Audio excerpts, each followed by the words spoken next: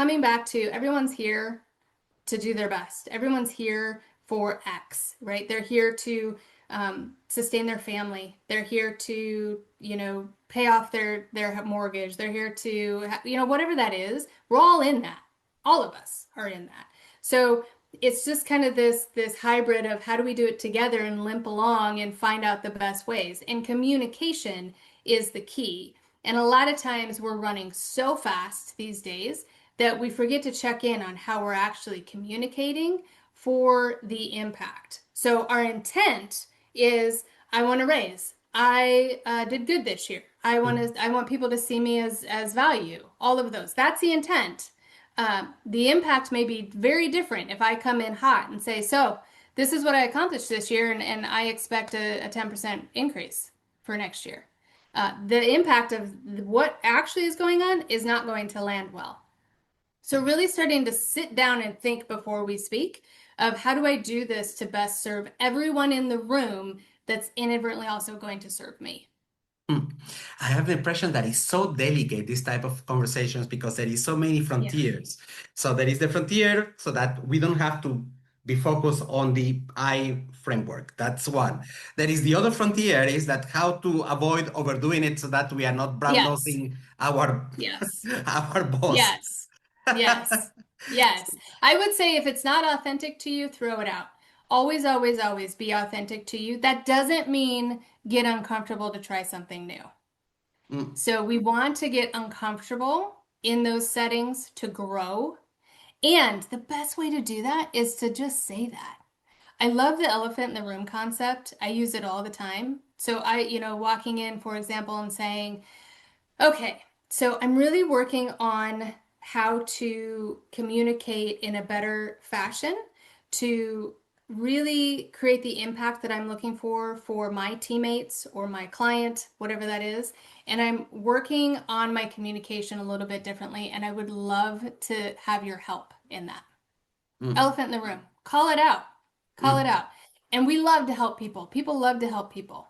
So when we're in that situation, then it's a value add for both because if you have somebody that you're reporting to, in most cases, they're going to be like, "Oh, that's cool. Like, tell me how I can support you. How can I help you?" Right? And then we're on this train together already instead of kind of sucking up or brown nosing, if you will. Yeah. When you started writing your book, Connect to Close, were you speaking to someone like me, or were you speaking to yourself some years back? What was the intention behind Mm, writing? that's such a beautiful question. Um, the intention came from the years of now owning this company and seeing where clients get stuck over and over and over again. Mm, It's the same pattern. Uh, Different industries, different people, same pattern. mm, And what I recognized in my corporate career too was this is what I was missing. It's why I created the company.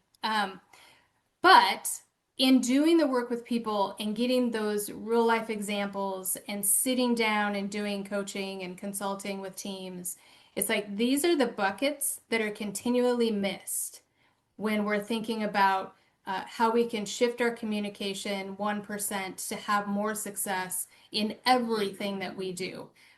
That's where it came from was there needs to be a easy methodology to follow if somebody wants to follow that. It needs to have where that fits within certain slices of the pie within corporate, and then how to actually do it.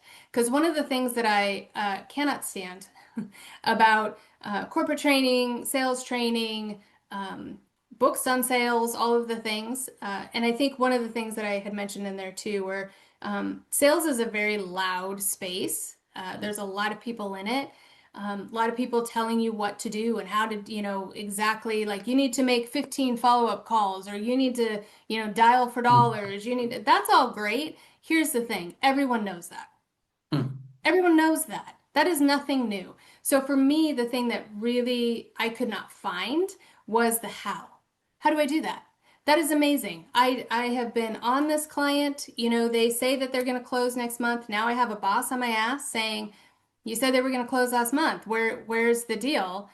Follow up with them again." Well, no shit, right? Hmm. Like, how? Tell me the how in between that. Like, what do I say for that re-engagement? And then that's where the psychology side of that and the human connection side of that really happens. And that's what we talk about through the book, is those in between hows, those micro moments to really set you up for success.